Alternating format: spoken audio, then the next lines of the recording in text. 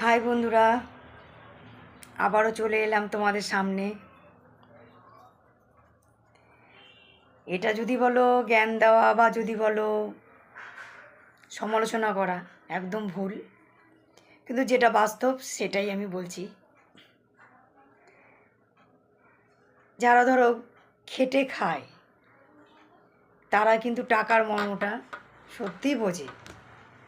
আর যারা ধরো খেটে খায় না, পরের টাকা মেরে খায়, তারা কিন্তু টাকার মর্ম বোঝে না, বরং তারা টাকার অহংকার করে। কথাটা কি সত্যি? যদি হয়তো কমেন্ট করে জানিও।